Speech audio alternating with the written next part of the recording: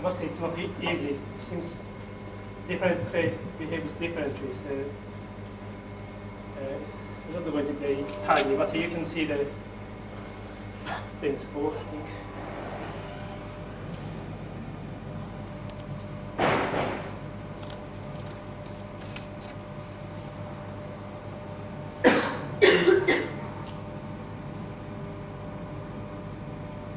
And also, the bottom is splitting. With my crates, I don't have problem, but I think this crate is a bit too short for this technique, maybe. Oh. This is very nice.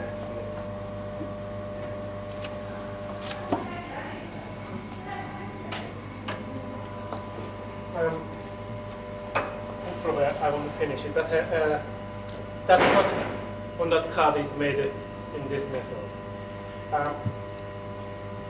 Now this is it's a very unusual method. I don't think anybody else uses it. It's just simply one day I thought it may be interesting to do something like that, and then the case is work. Quite a few of pots I make with just simply my own interest of method. I explained initially I had an interest in technology, so probably that still lives in me. Yes, so I like to do things sort of interesting way. Now that itself is just my own enjoyment. Because if that unusualness or interestedness doesn't show in as a finished work, probably it doesn't have much a value for other people.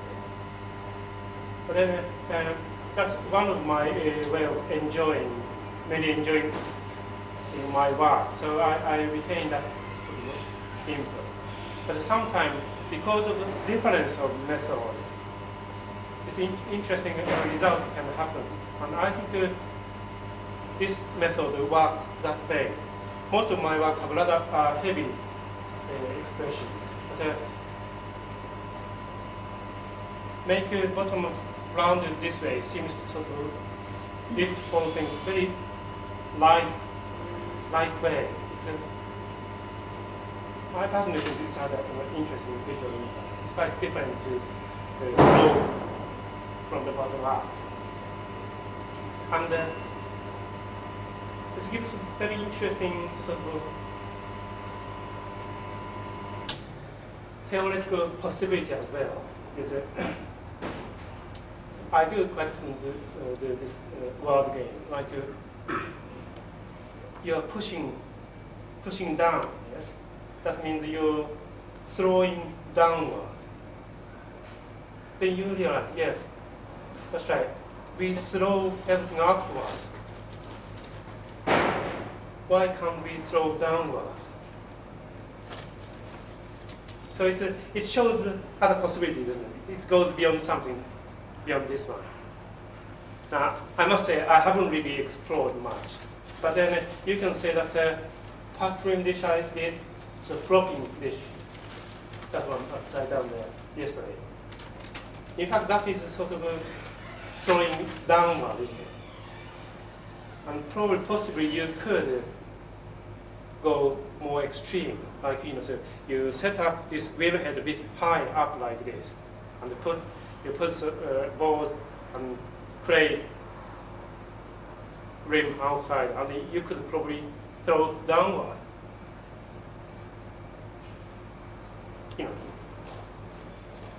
What's the value of that? I don't know. Something interesting may happen.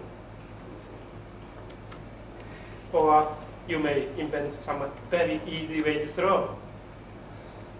I don't know if it's going to be easy or not, but if lifting is difficult, must be lowering may be easy. So it's probably begin to give interesting possibility.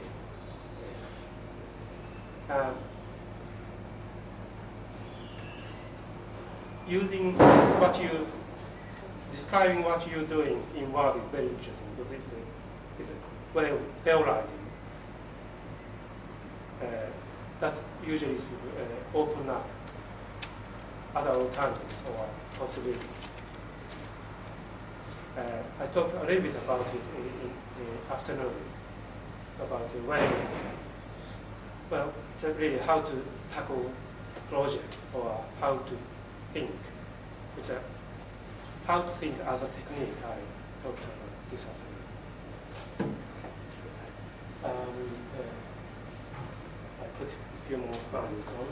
Actually, when you actually start to hollow the form, you work downwards or you work from the centre upwards? I work from outside inward, because otherwise it's if you work center outward, it makes the center too thin. Yeah. So it's stretches outside first and then. Yeah. Now, in fact, this one, this idea came when I'm driving A18 towards Middlesbrough in Yorkshire. So this code is A18. Initially, it was like this. For a few years, I was making these plates at that point. This, I did use but yesterday because I knew this plate was very short. I didn't think I could lift it off. But initially, I made on wheel head directly, and literally I lifted up and placed on my board.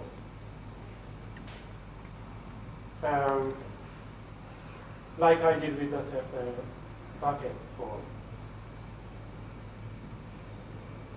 Then while I'm driving, I just survived the game. Why do I put those plates on flat surface? I could put on irregular surface. You know, maybe sort of I could find a big trowel shape and I put it on, so that will bend like this, or corrugated surface, or some other. It may make very interesting deformation like that. So I just stopped and lay by, and I put that in my notebook. I always carry notebook.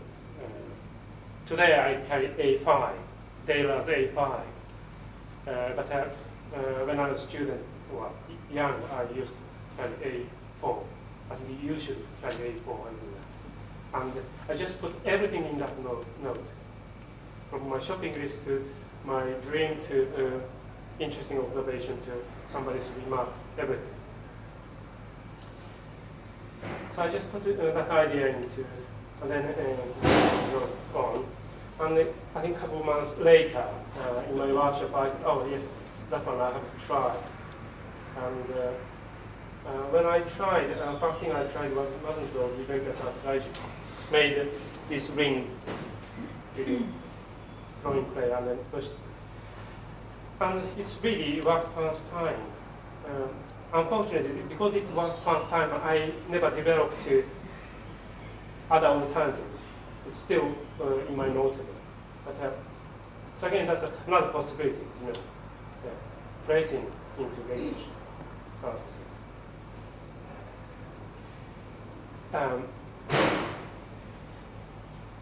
So it's a good idea to sort of just build up that kind of sort of possibilities in notebooks. You know, sometimes you find, what do I do now? So you can go back to those ideas you may have built up.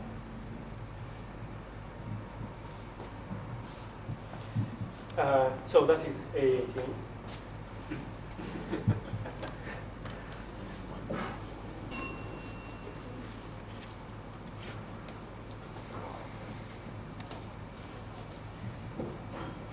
Probably I better talk this picking up itself. This came from teaching. I stopped sort of teaching for quite a few years, but while I'm teaching more committed way, teaching I loved most was teaching first year, first time student basic clay handling, like kneading, then throwing. Throwing, we usually throw cylinder first. And I usually sort of start student with a large amount, 7 kilo at a time, and then cylinder.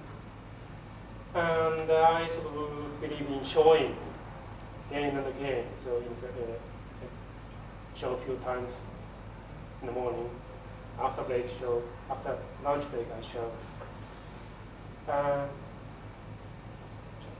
Cylinder and put aside, and another cylinder put aside. I only noticed what I'm doing after a couple of years. One afternoon when I came back from tea break, I saw those cylinders with a very interesting warping at the edges, just like this. Because I didn't bother to move gently, so I just picked up because the demonstration finished. So I thought, well, very interesting, beautiful shape it makes. So I can do something about it. I made it quite close to I call it a bucket shape. Basically, it starts with cylinder and barrel shape, and open top barrel shape, closed top barrel shape, and other shape, round shape, and closed top round shape, open top. Yes. All sorts of variation, lower one, lower one. And then lowest cylinder was in fact this, the plane. And I experimented with a different way of picking up as well. You can pick up like this, or you can change one hand away. You have seen one slide yesterday, which had a plate like this, but one handle, and then one side sort of a pouring shape. That was the one hand like this. In fact, you can peel off from the wheel head with the two hands as well. You just pick like this and then peel off and move. So that means two hands in one place. Also, you can change hand like this. I tried sort of quite alternatives, but in the end, simple one seems the one I use the most. Particularly,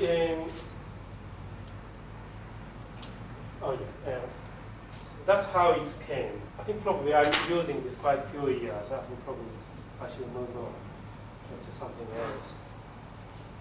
But my idea starts, well, that's silly things like that.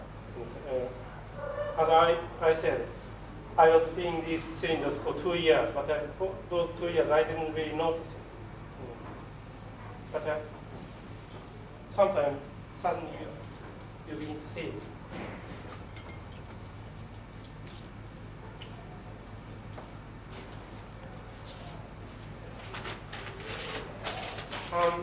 Initially, I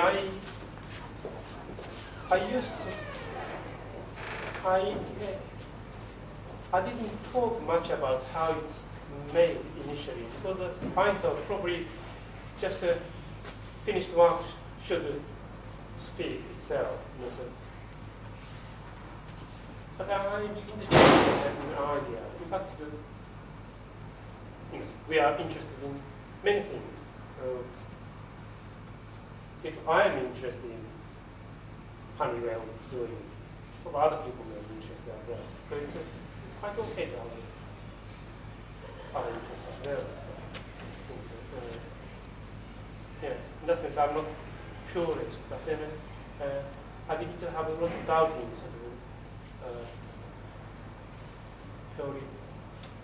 theoretical thinking in many things.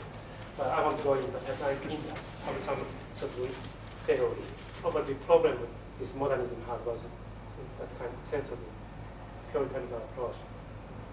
But we'll go into that.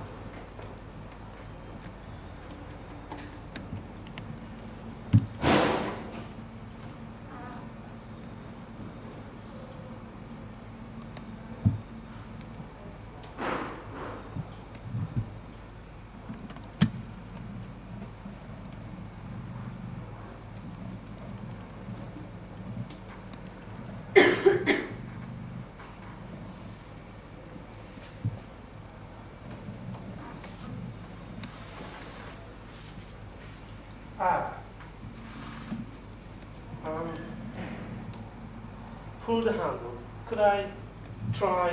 I have never tried it before. It's not my idea. A couple of weeks ago, I bought 2 mugs from an antique shop, which is Dutch mugs. They told me those dug out in old canals. Had a very interesting handles. So I just tried that one. I don't know if it works or not.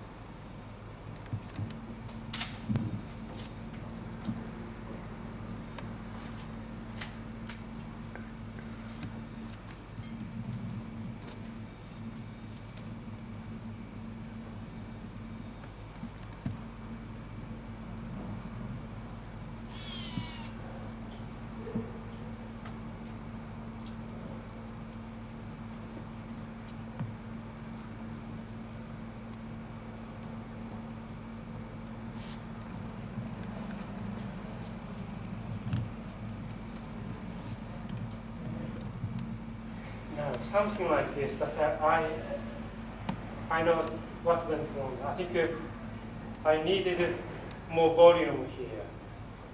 What they do is they flat one, they sort of fold back here. That makes very interesting feature here. But, I think it became a bit weak, so I think obviously I need a bit more volume.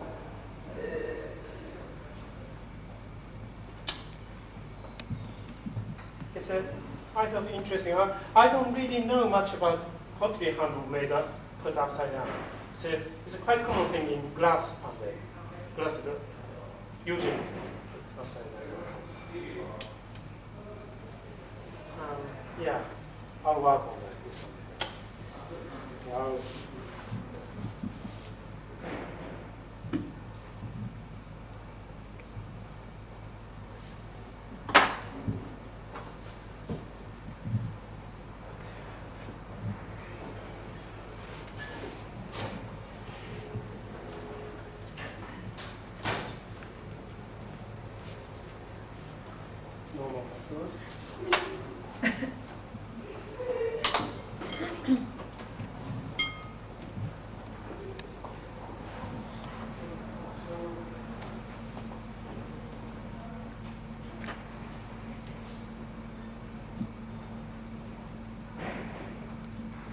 learn to pull handles in Japan? I haven't learned to handle in Japan, and I practiced overall, but I think I became really better for the handle since I came here. Particularly, since I started this method, which is put directly on and pulling. I think that's this is the method employed in North Devon for a long, long time. More common one is you pull handle and then cut, and then later you apply on. This method is much more direct and have a much better control.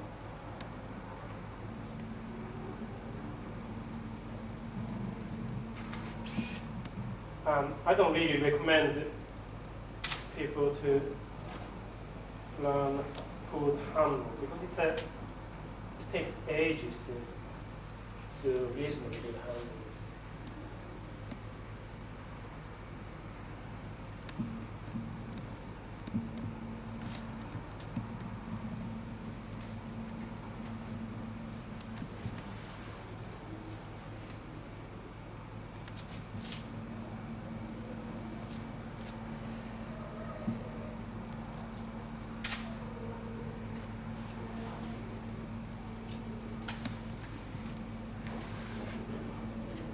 If you're asking, Japanese had a traditional handle making, then the answer is no.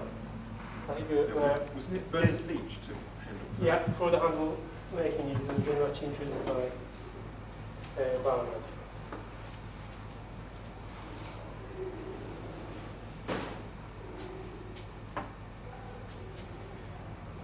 And Hamada was quite an expert on he was very good with for the handle. Interesting, Barnard isn't very good, as good as Hamada. But then like Barnard's pots, compared with Hamada's, have a different feel. Some of Barnard's pull the handle is just so good. You know, he cannot display sort of fantastic skill. But then he always can add very sort of poetic feeling. I think that was a great asset Barnard had. I think the Japanese category, I don't know you have this category, but Japanese, Chinese use terminology, scholarly taste. You know, always. Scholars' artwork is categorized as something very good. It's a slightly amateurish, but had a beautiful appreciation of art. That's a sort of category always placed very highly in Japan and in China for centuries. And definitely, I feel Barnard had that feeling too. If you start a sense of skill he may lack, he had a fantastic, noble, gentle niceness in it. I think that's, I feel, have to be a bit more appreciated.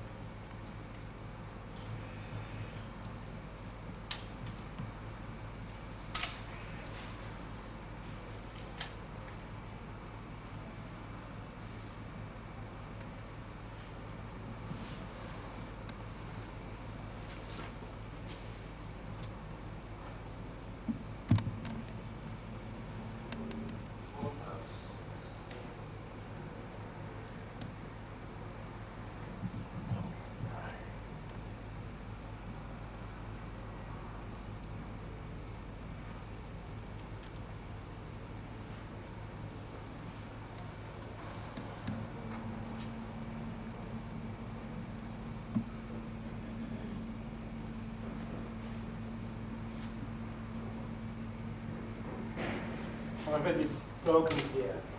I try my best to restore it, but once it breaks, it's the dynamism changes. Even I try to restore it, always have a sense of discontinuity that remains there. So again, this clay is a bit too short for my working.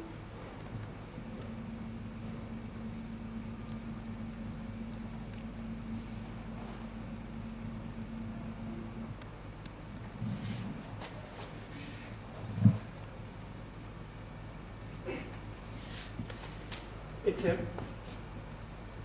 whether pull handles or not. When you bend clay, that bending movement itself gives a fantastic sense of dynamism on line. If you touch it a little bit, then that sort of tension just disappears. So it's really, once that natural line is gone, it's almost impossible to restore. You may make very near to original shape, but you can't really regain the tension originally. It's really, once it's broken, it's really the only thing you can do is make new one. That's how I usually do it with pull handle as well. Yeah. Pull the handle, you pull handles, and then you fix, you just use natural bending which happens. That usually gives the most natural movement. If only you wanted to alter slightly, probably you can push a little bit. I usually use inside and in and push. But then if you push that one back again, then usually more tension is disturbed, and it doesn't have a sort of nice flowing movement. Those tension is quite a delicate thing. So usually, after I finish those handle like this, I wouldn't touch this until it's get harder.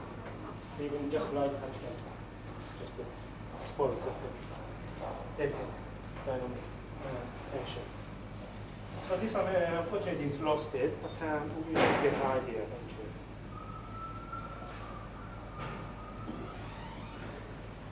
Would you like some nicer clay?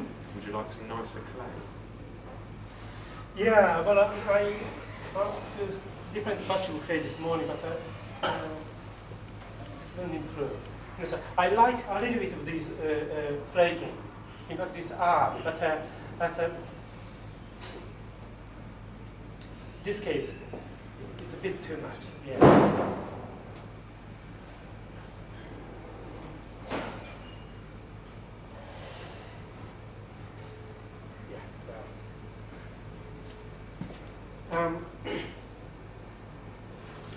I didn't realize for a long time. This shape is something familiar, don't you think? It's those standard weight shape. Blast bar, the bell shape.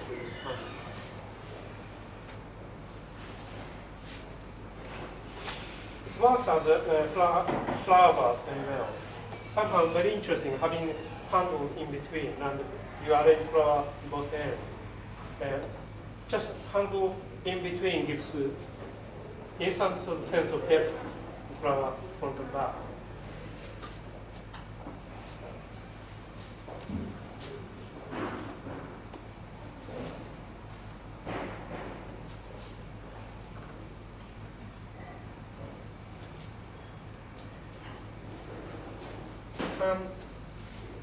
Now, do you have any questions?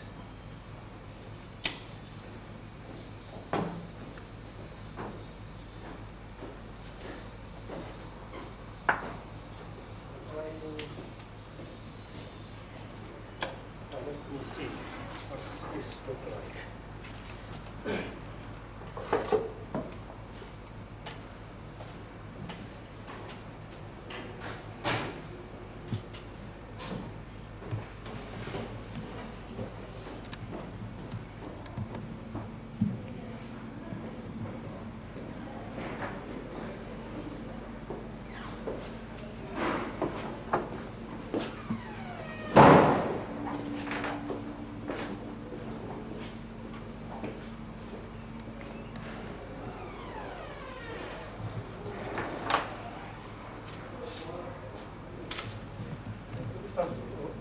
Okay, so probably I'll put it back on the feet on. In my workshop, I usually let it stand overnight again, then white sleep all over, then let it stand, put it upside down and put feet on, then let it stand, and afterwards I dip it into sleep, then let it go upside down.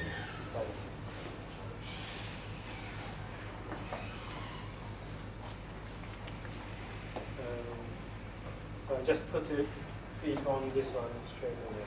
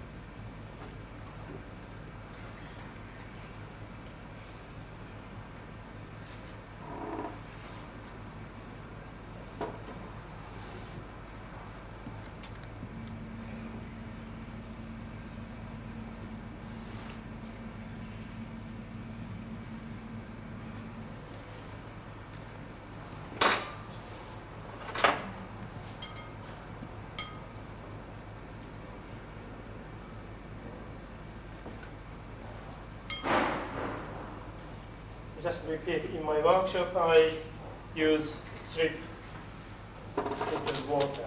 I don't have strip here, so I just use water here.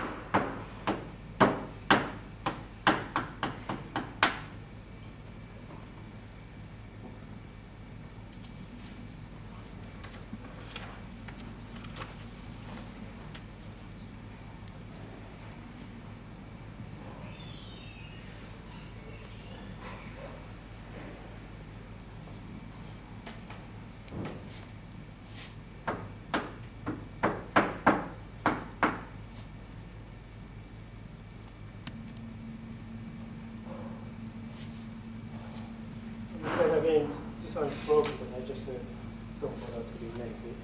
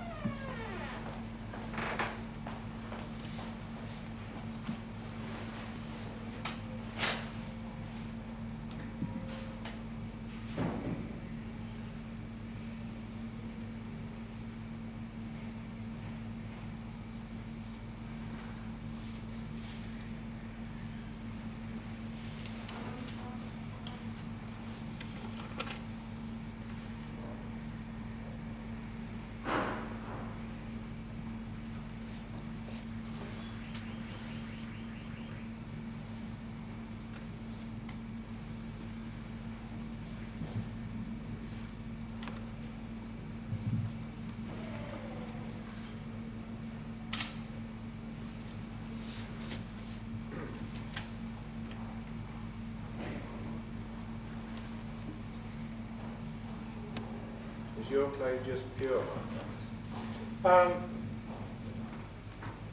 Yes, white, high plus 10% gold, 1% iron. But it's not a powder. No, no. It's No, a- see, I you're think showing- probably that's the difference. Yeah, Yeah, yeah. it's right.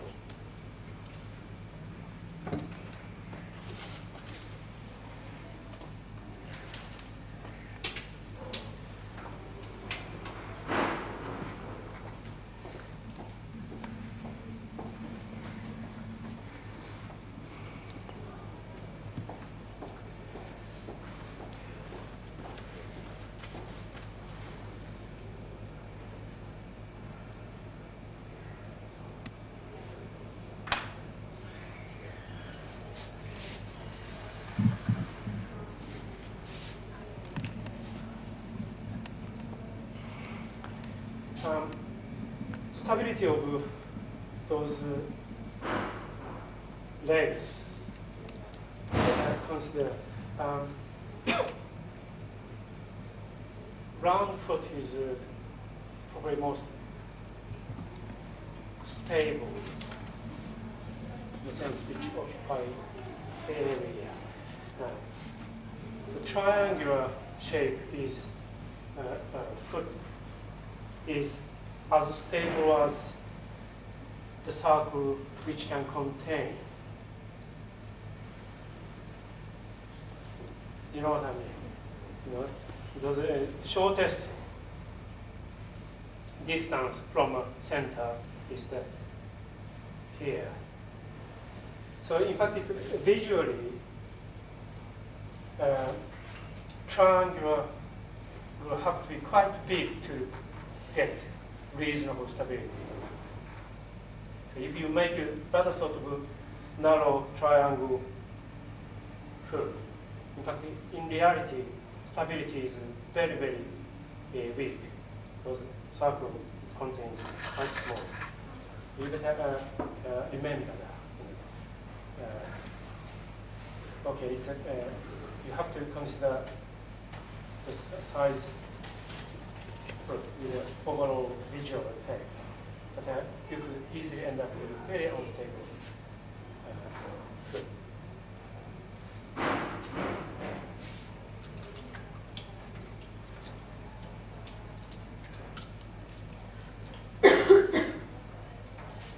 Shall we ready for lunch? Yeah. Is that a Yeah. good point to,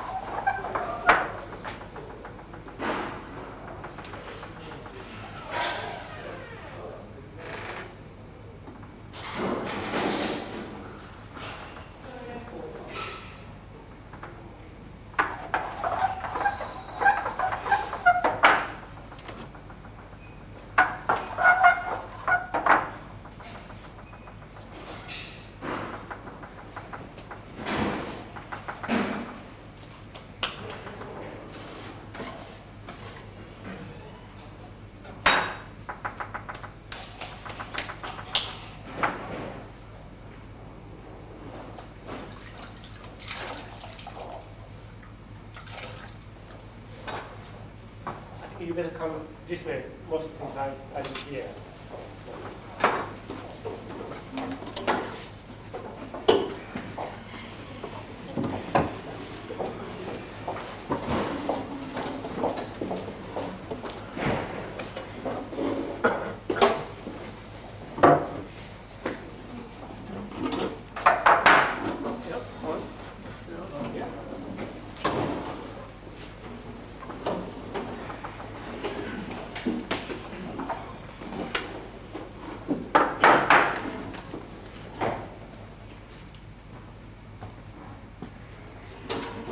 I'd like to talk about some of technique about thinking. Thinking is a bit too much work. A bit technique to carry out project. It is a technique that really means anybody can learn it. With a little bit of practice, you get better. And more practice, or actually using it, you get better and better. I just talk about notebook to start with. Being a student or artist, I think you have to carry notebook everywhere, whatever size. Ideally, A4 size, like Dela, A4 size, properly bound notebook with thin papers, no lines. So you can use as a writing notebook as well as sketchbook. Why it should be a properly bound book is because that's going to be very important material for your life. So it have to be properly bound.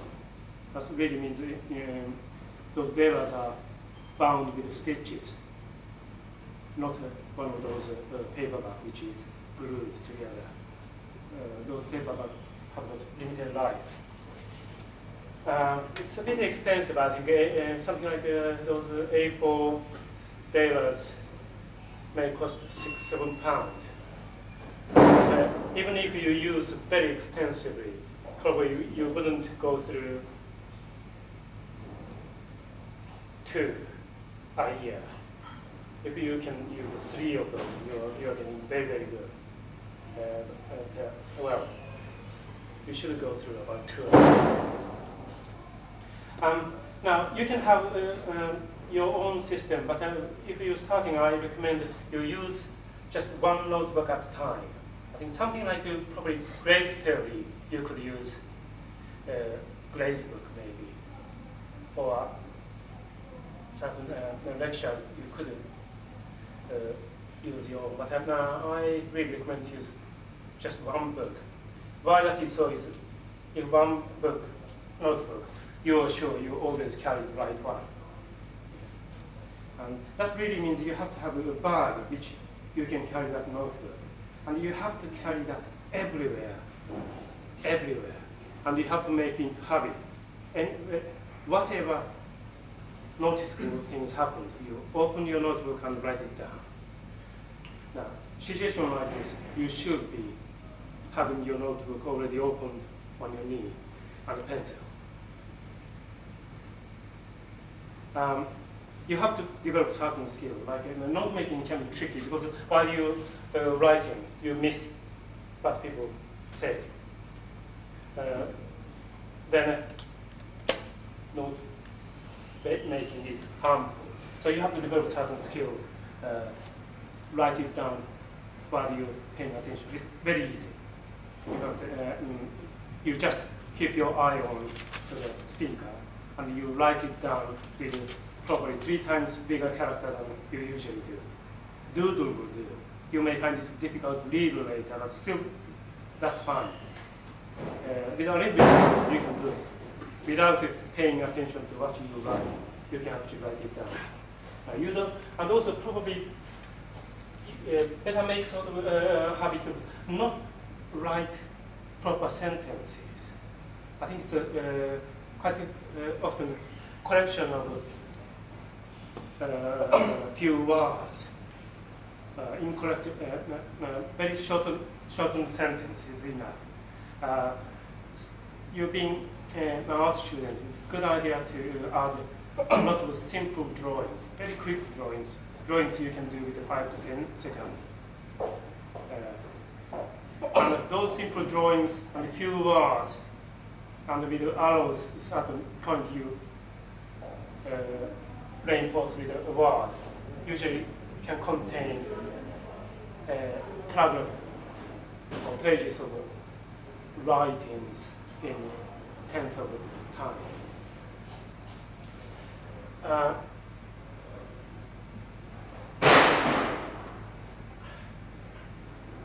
It's a very interesting subject with note making. In a sense, I'm sure somebody already told you you have to make a good note. That's the first thing teacher tells you when you join.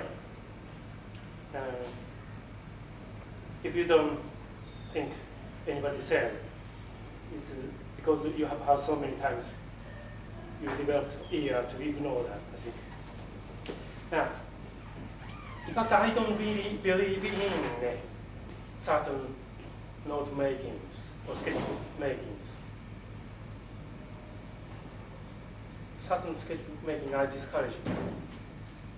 I believe worst thing you can do with note or sketchbook making is to try to make a good sketchbook. Sketchbooks looks good. Don't try to do that. If you try to do that, then you need to use less and less. What you do is you make a note on a piece of paper and try to write it down properly onto your notebook later, so it looks good. Your tutor may be impressed. But of course, you never transfer from piece to notebook. You put that note into notebook, and the notebook becomes like this, and of course, that eventually breaks the back of your notebook, and the whole thing just disappears. So just put everything into, and don't try to make it beautiful. Just try to be functional, or another sense of try to put as much information as possible with a minimum effort. So that's technique you have to develop, which is to express what you got into words and writings. You can extract. It's interesting things. You know already with the writings. Writing is very interesting. Something like a certain argument. If you write it down, different side comes in, or it's clarify your argument. or sometimes you find limitation of writing. It's all sorts of things that happen because it's simply a spoken language and a written language is different media. Both have limitations. Same thing happens with our experience, which is a three-dimensional visual or tactile experience to put a notebook as well, which is have a limitation. It's a translation like from English to French. But with this activity, certain things begin to happen in your brain, like you clarify your experience. Just to try to put in words. Or you memorize. Taking memory is a very interesting thing. Of course, you make a memo on paper. That is going to be the reminder in the future. But in fact, you can lose that paper as well, because while you're taking memos, in fact, you're taking memo in your brain as well. So writing memo, memorize you as well. Now, same time, you know if you made a record, which is you can refer back, that usually is sort of brain, part of brain which is working consciously. You can empty. Knowing you don't need to remember makes more empty space for your brain to concentrate, to absorb new information. So it's really, it helps you to do something new, something like this. But when you're working, you just remember, oh, that's right, I have to buy milk on my way back. And yeah, it's my time to run a washing machine tonight. Have to buy this and that. And you really feel, I have to remember, otherwise your girlfriend goes mad. In fact, that's another destructive thing. It's very difficult, it really is, takes you away from your concentration you need. But if you take just memo, you become much, much easier. You can concentrate with that much moving easily. Now, everybody have a different capacity. Some people can cope something like that very easily. If I have something like more than 4 things to remember, I get paranoid. I always feel I have to remember, But if I write it down, something like 10 things, I can do it very easy. So that is like this. And poetry making involves, unfortunately, awful lot of learning, like technical information, which most of the things can be put into your note very easily. If you leave that one in your head, then you are left with a very small amount you have to work for your something like that, artistic awareness, which is the area. It's not easy to write it down directly. Thus, you have to write it down as well. First things you have to do, easy to write it down, technical information, just write it down. Keep your brain fully for your artistic ability. That alone makes your work much efficient.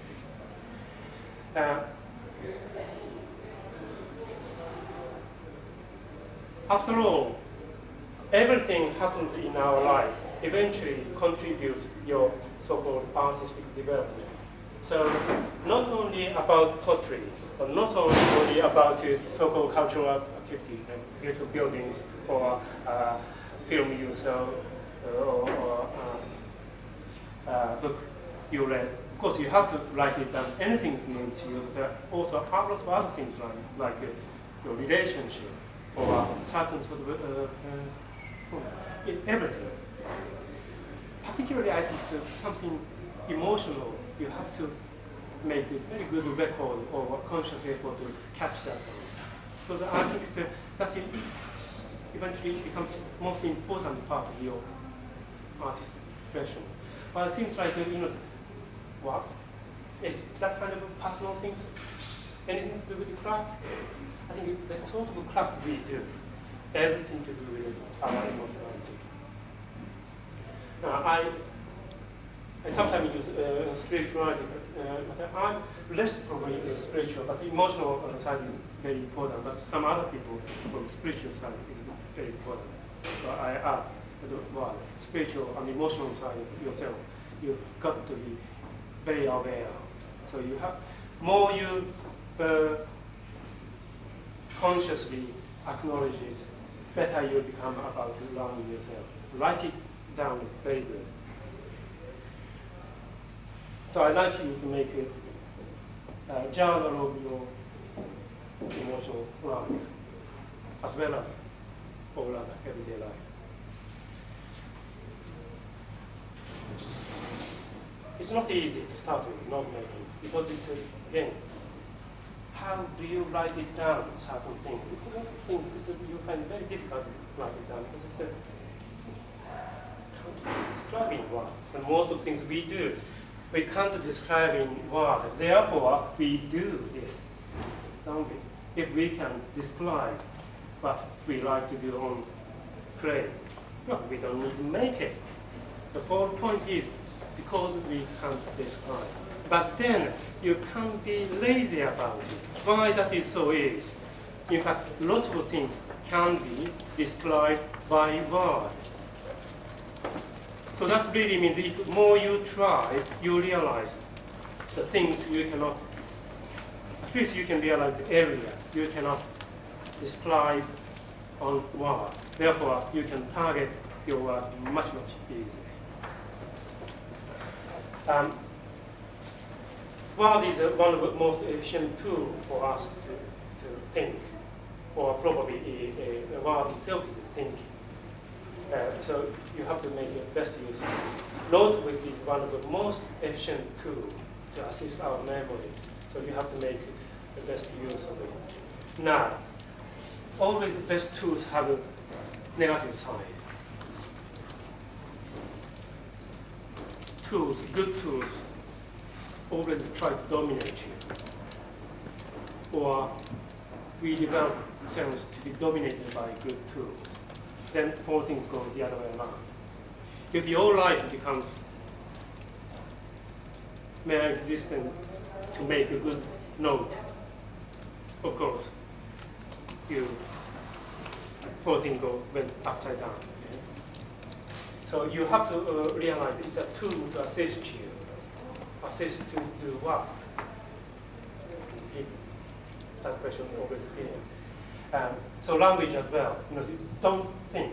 Even you become very eloquent and able to express and argue. Don't think word can do everything. It's not that. You use those words to target the word or find out things word could describe. So keep that as tools. Now,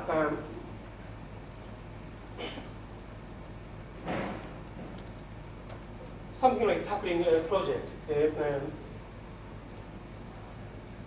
I must say I haven't really studied very extensively, but I think there's a lot of those methods available. But the simple things I have learned in my early art study, I still use it, and probably I improved a little bit. And it seems to work well as a technique. So I'd like to show you how it's can be. Most of them are very simple, so you may adapt some of those. I show you the example with the handle making through the coil. Usually a project you set up or given by your tutor have area and certain framework. Now, the project I set up with this case was make handles from coil. I have been making handles with those pulling method for many years. So all handles I made was all pull. I became quite good. I must say I do pull handle quite good. But then at one point I thought probably I could do something else as well. And then I thought probably most simplest for handle making is coil because that's what usually evening class do. I thought I should try from that one. So I made this project like this. I make as many handles as possible from the coil. That time I didn't have this, so I just simply coiled about 50 and took about an hour. I think it's just sit and make coil. Now, project is good idea. Any project, it's good idea to have a lot of materials you can waste. The precious things. Probably that can be said with any process of learning pottery as well. Like if you had a sort of one pot came out reasonably thrown very well, and then try to put handles on, you don't want to lose that pot. Therefore, you can you begin to take a very safe way to put handles on. If you have 10 very similar, you can experiment this one, that. You can fail 6. If 4, you can come out very easily, reasonable. You feel okay. So you can experiment. You can risk it. So very important. You have plenty of things.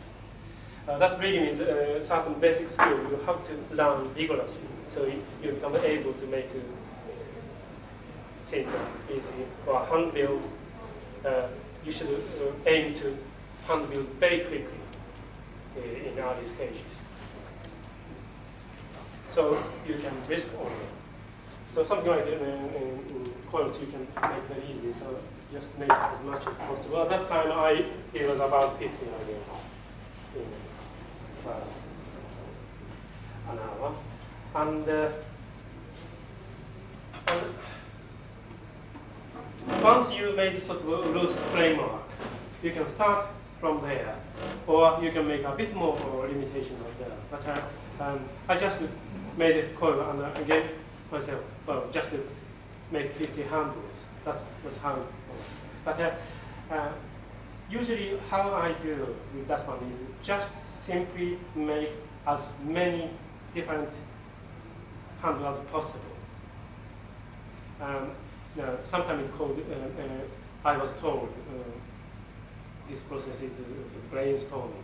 You just sort of anything comes to your head, you just try. A very important thing with the thing was you don't pre-select.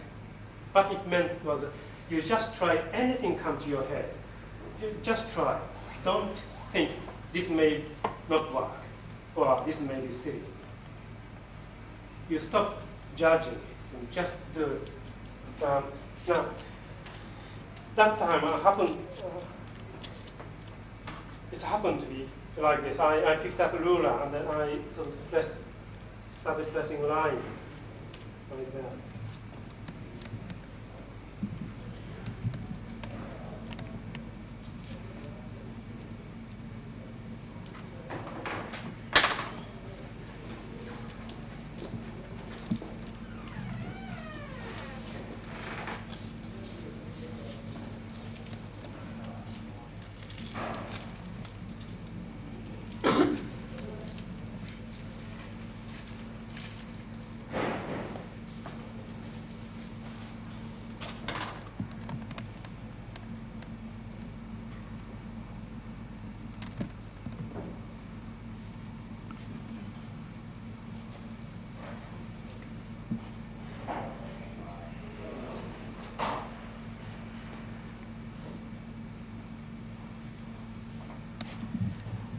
It's a good idea when you tackle something like this, you give a sort of time, something like 2 or 3 hours, and tell to yourself, even if it's end up with totally unproductive, even if you don't come up with anything useful, it's okay. It's a sort of project you do, and you just accept even if it's not productive. It's okay. Now, why I'm saying that is, we are very much so trapped with the idea. We have to come up with the good. Particularly if you're running pottery, you have to end up with work which you can show or sell. I'm sure you have that even at school, so you have to come up with something which is presentable. In fact, that is a rather dangerous psychological experiment as well, because then you are hurried to get the result. You don't experiment, you don't risk it. So you just give a certain time, and then it's okay, tell yourself okay to waste it.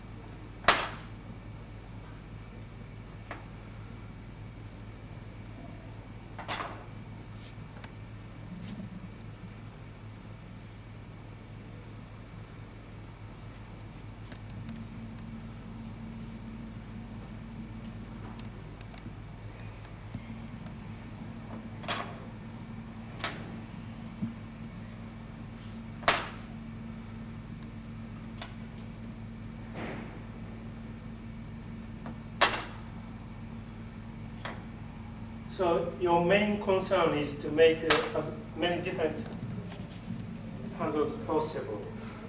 So don't go into quality.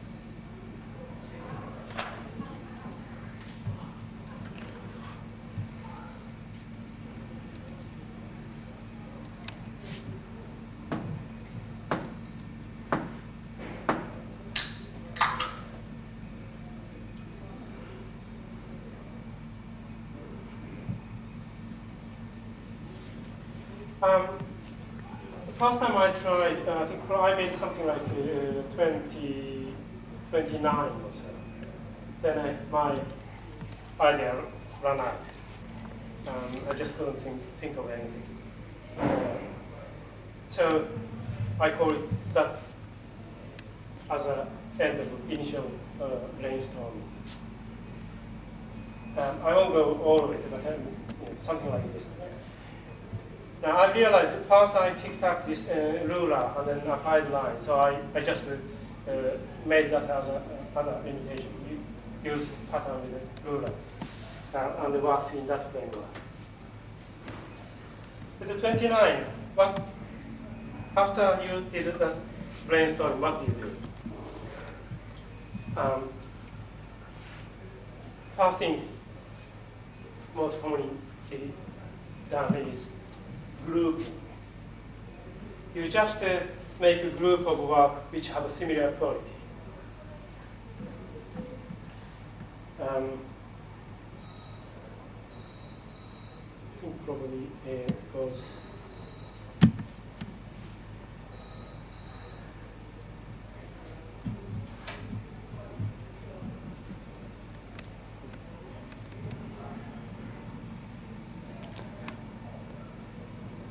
this case, like this, had a sort of similar quality. Now, within this group, you can usually make hierarchy. Like this is 1, 2, 3 lines, 1, 2, 3, 4, 5 lines. So you can make a linear relationship. 3, 4, 5, 6, 7, 8, 2, 1, 0. That's linear relationship, yes? So you can make it 1 line, 2 line, 3, 4. Now, this point, important things like brainstorming. You just make, if you see 3 lines, 4 lines, very easy to expect what 4 lines look like. But very important, you just do it. Just make a complete line here. Just imagine the idea. Then how about others? It's you can do same thing with these as well. This is quite another line here, because this is 4 lines applied evenly around circumference, which these are lines applied next to each other. So it's a very close relationship. It's 4 lines here, and these are 2 lines here. In fact, this and this is the same coil, but so bending point is slightly different. This one line on the ridge, the top, and this one ridge at the top. It's very slight, but have a different, distinctly different expression. That's only I realized when first I tried to bend that one. There's 2 points to bend. So I put this one here on 2 lines on ridge of the top. So this one here, this one here. And I can make 3 lines evenly divided, divide circumference evenly. And 2 lines, 1 nil, 1 8 line. And so you can do with this. Now, already in these stages, you have, let's say it's a maximum 9 and minimum 1. 9 each over 3, 27. And this is twisting.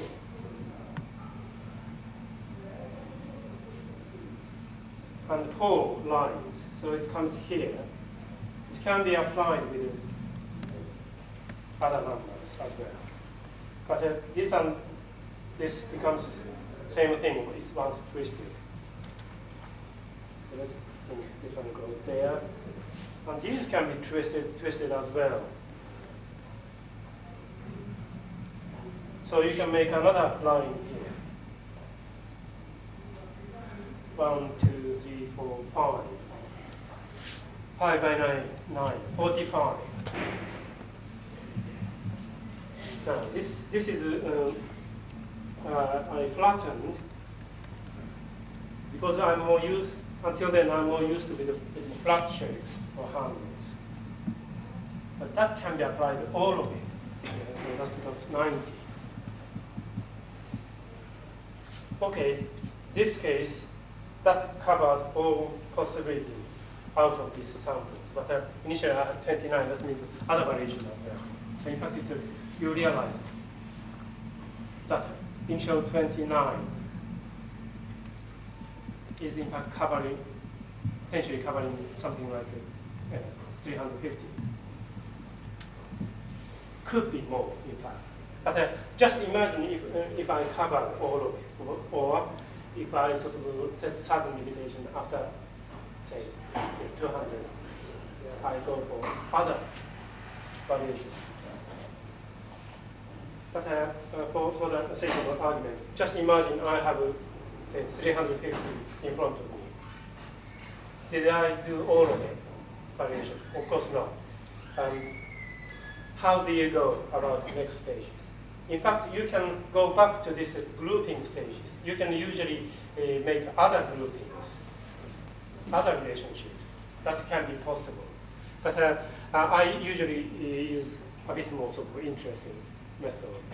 Now, this method I use more often, which is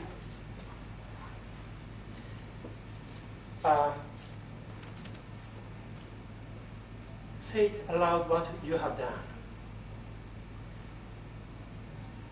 I like this most. In fact, it's the funniest one, and it works most of the time. It works for most of the problem solving. It goes like this. I have been making handles with a coil. You say once, and the second time try to describe a bit more accurately. Like I have been making handle with a coil, applying lines with a ruler. Try to be as accurate as possible. I have been making handles with the coils, applying lines with ruler along the coil. That's when you hear something like that, it's easy. It's something like word along the coil, which is straight away you hear, well, how about across? Yeah, so that's opposite level to introduce. It's saying aloud is very interesting. So you know what you're saying, but when you hear what you said, quite often suggests other things. It seems like a terribly simplistic things I'm saying, but it is a quite magical thing. So saying aloud is a very interesting thing. Now, in fact, you experience that, like talking to somebody. Most of the time, talking to somebody is not thing you respect other people's opinion. It's a conversation or argument. It's not you are listening to other people. You are listening to what you are saying. And usually you are inspired by what you have said. And other thinking comes in. I'm not totally sure because you're inspired by the other people's opinion as well. But mostly it's true you are inspired by what you said. Most clear case about this is therapy. It's not a therapist giving you better ideas. As you talk, therapists help you to talk. And as you talk, you realize other aspects of yourself. Now, so it's saying what you've done is very interesting. You can repeat many, many times. In this case, just imagine you have picked up this one word along the coil. So automatically you try to the lines you apply with the ruler, you still limit to that one, and then across. Then while you're doing it, probably you go into something like rolling as well. This kind of thing happens. And then just imagine you have made another 270. Usually number goes higher. The next one is automatic because you have done along, across, you should just check diagonal. Yes? And rolling as well, that means it's not interesting variation. That really means across means further, bigger alternatives. So that's always around 900 mark. Now, you can always go back to that saying aloud. I'm making coil, I'm making handle with coil, applying pattern with ruler along, across, diagonal. You can pick up that tool as well. You know, say, I'm already repeating, applying pattern with ruler, because you can change ruler to something else eventually. But then probably before you do that, you better explore your ruler a bit more. You must have noticed I'm applying line using this edge. Yeah. This ruler have other edges like this. And probably if you say this flat other edge, yeah, that's another one, or corners. And if you are rolling coil, how about rolling tools? If you can roll to this ruler this way, how about rolling that way? I already suggested corners. And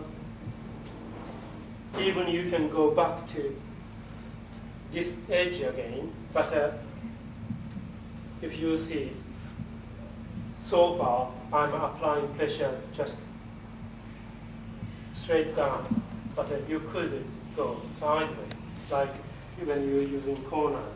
You can go straight down, but probably you could go, or you could, so other movement comes in. So in fact, even something very simple can be used in many different ways. I'll show you one example. I didn't make this time, but I frequently use my handle is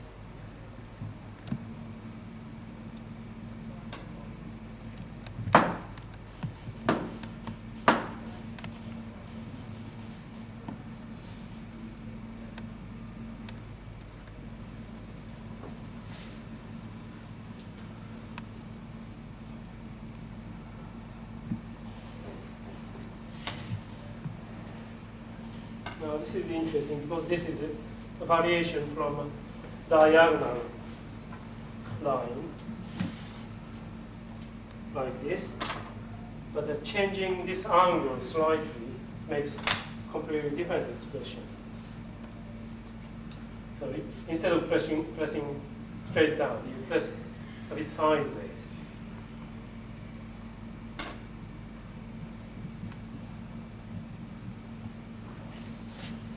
So interesting thing with this kind of project is mostly things happen is very much as you expect.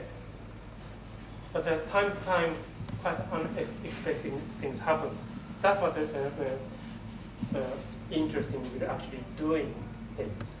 Certain lot of the things, in fact, you cannot design on paper. You cannot expect from paper. That's the magic of time.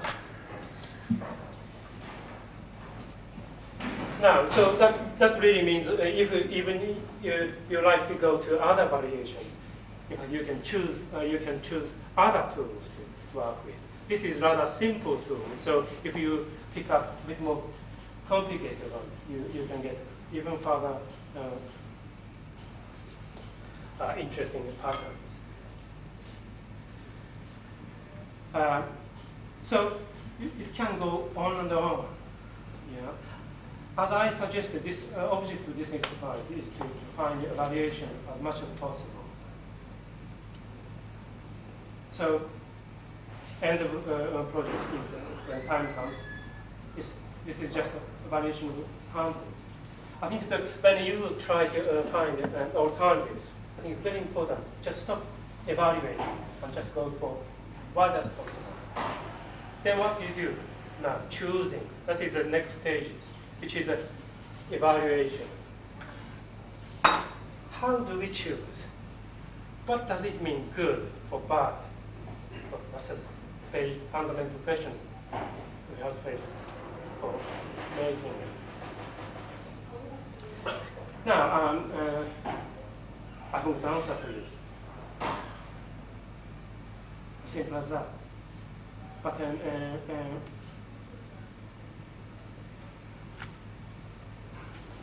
it's not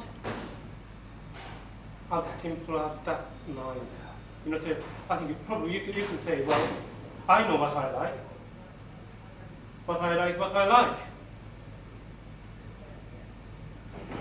Now, lucky you if you know what you like. It's fine. But then, what do I mean what I like? That is in fact, if you sort of go into it, it's not as simple as that. And even you begin to sort of feel certainly sure, but then sometimes you have to accept you are living being. That you may have to accept. Sometimes I like this, sometimes not. Or this occasion, that occasion. Or you may have much more firmer belief. This is the sort of things I liked in my life. Or you may be more emotive. This moves. In fact, you can choose whatever. It's a really, I really feel, now, in fact, you can choose whatever you like. But with my experience, something moves you. It's maybe a bit easy to rely on. And again, what does it mean, moves you? Well, I'm afraid that's the sort of things your constant awareness eventually begin to consolidate. Consolidate is the wrong word, because that seems like something concrete appears. I think for me, some sort of area I begin to feel comfortable is there. And I still allow that to be changeable.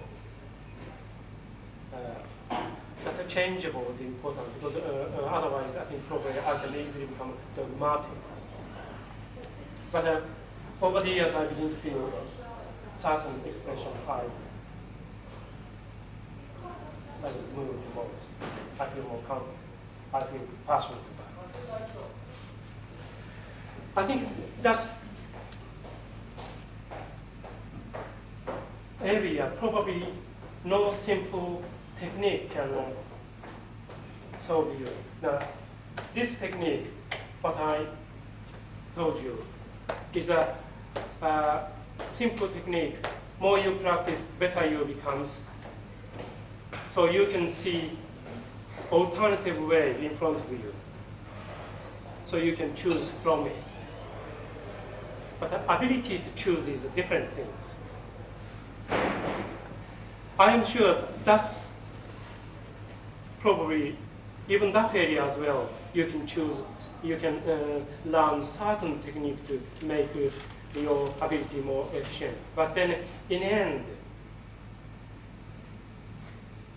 technique won't solve it, because it's something much, much deeper have to come out of you. I don't really know the much answer, but I feel probably only your awareness about inside, what you want, what moves you, makes it clearer. That's where something like awareness, and you can use notebook to write it down, what moves you. That really means something like what angers you is very important as well, probably. It's what pleases you, what angers you, what you like, what you dislike. Something, both actually moving you. I think it's less important is, which doesn't really tell you anything. Those may become eventually important at some point, but I think it's a good idea to just try to see what you like, what you dislike. So anything which moves you, try to analyze, try to sort of see the relation with others. So it's at least I can recommend to make a journal of those, your emotion.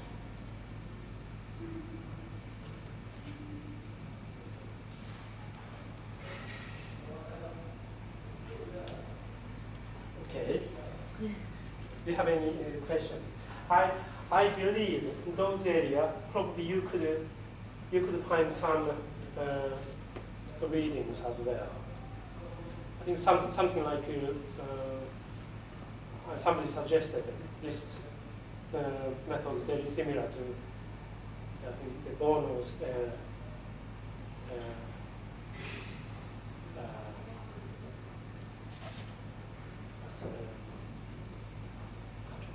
lateral thinking.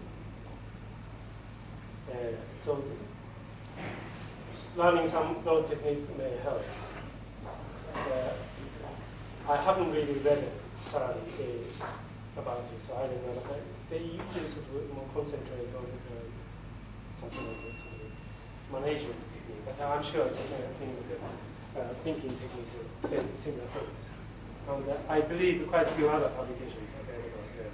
I don't know if it's practical to read those things, but at least whenever you tackle your project or daily practice, try to sort of start simple things and try to be a bit conscious about what you're doing.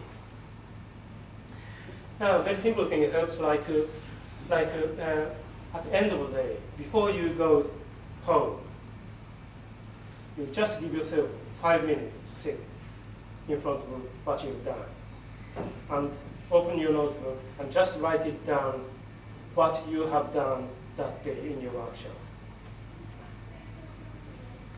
And if you can add what you're doing tomorrow as well, that helps. But well, don't ask too much at the beginning. Just try to write it down, what you have done that day. That alone will be a very good beginning for your notebook. So something like a good sketch and describing things in words is a sort of technique you can start. Do you have any questions?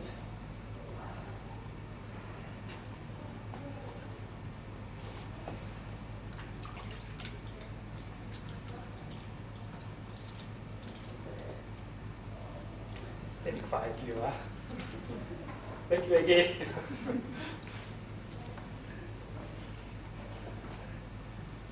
Actually, do you find that in doing things like this, it alters the way in which you do the rims on the pole? Or? Now, I must say, I'm not as methodical as I might give impression from this. But certain things I benefit from this practice great deal. But then certain things I realize time to time I stick with something, and some reason I'm very reluctant to change. But that is a very interesting your mind. That may be just simply my stubbornness or pig-headedness, or at that point it may have a very sort of important things, some emotionally or spiritually very important things I'm unconsciously leaving. So it's again, it's a very interesting to look back your work and say, why didn't I change this one? So why am I stick with that? Because that may be very important key. For the moment, that may be stopping your progress.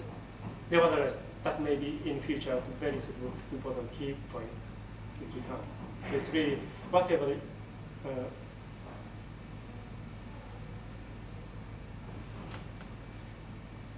So in fact, eventually you have to recognize that. So that means constant awareness is necessary. But, yes, the answer is yes. It's most of the case it helps. Actually, could I ask a question? Forgive me if you've answered this already because I know it's just come in, but I wondered how important external criticism was. You've talked a lot about how in the process of making and thinking about your own pots you reassess what you're doing, but I wondered if there was anybody or any process that you went through where opinion from outside your own practice was important to how you developed. That is it's a very difficult area. So I have a certain limitation. Although it's I'm in a stupid situation because I teach, but I wasn't taught. In an apprenticeship, nobody taught me. You learn. Every activity goes on. You learn, go and watch and learn, and practice and go and watch and learn. Nobody teaches you.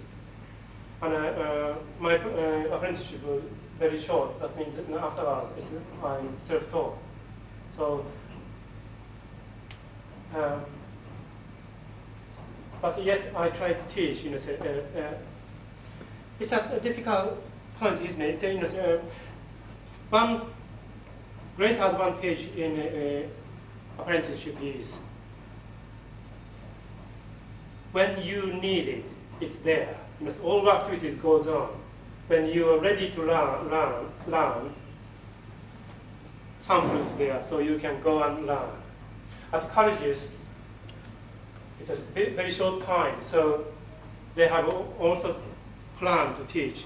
So when teaching is there, when you are not ready, it's gone. You have no second opportunity.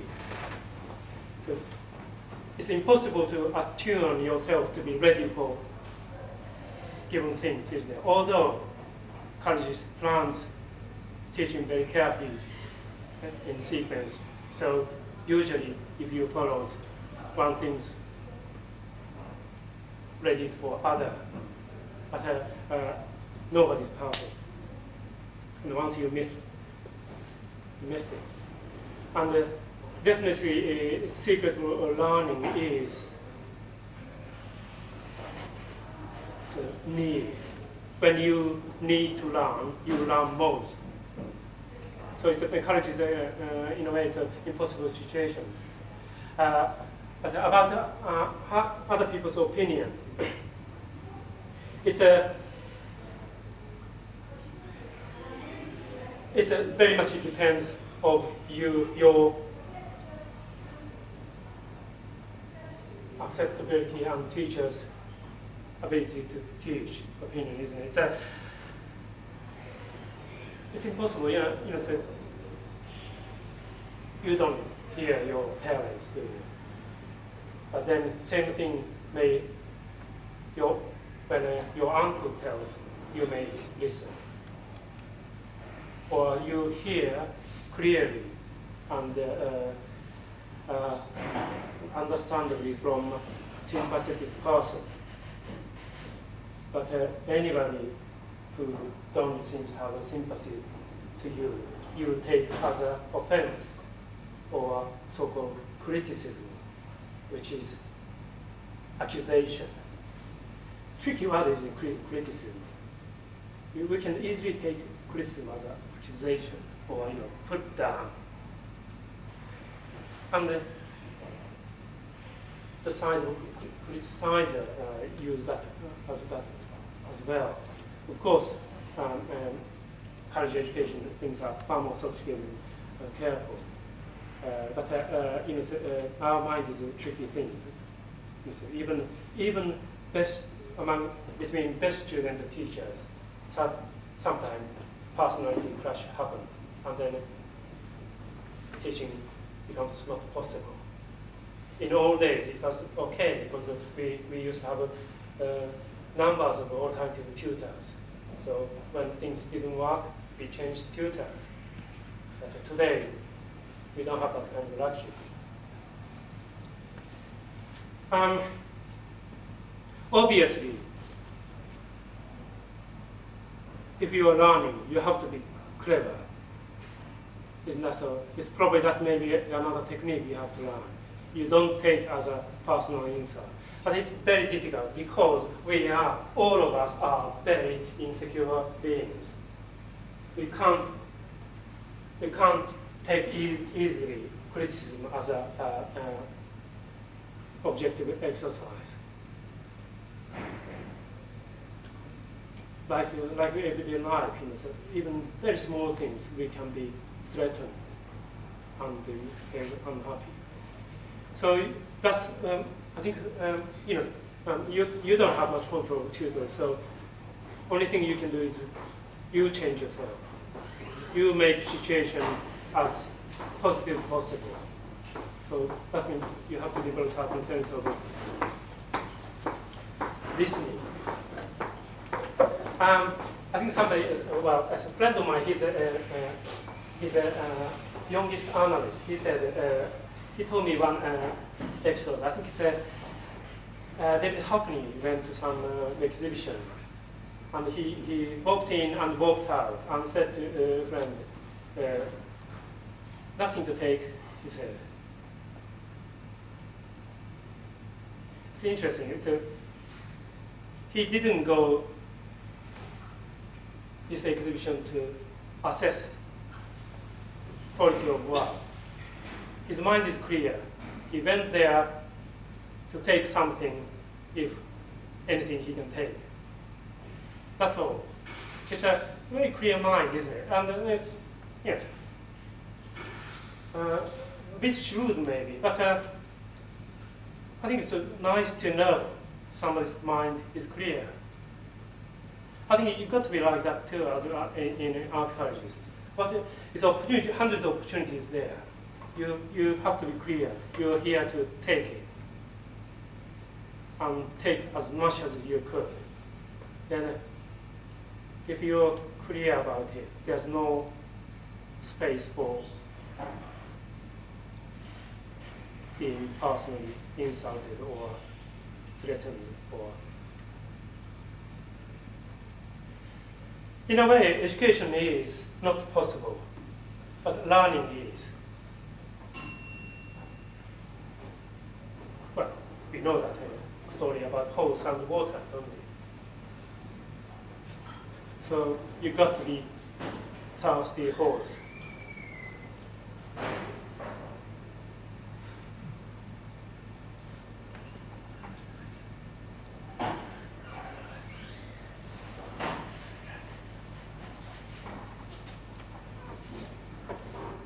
Can we thank Takeshi in the usual way for an extremely exciting and interesting 2 days that he's given us, and I'm sure we've learned an awful lot. So I think there's a fair few thirsty horses here.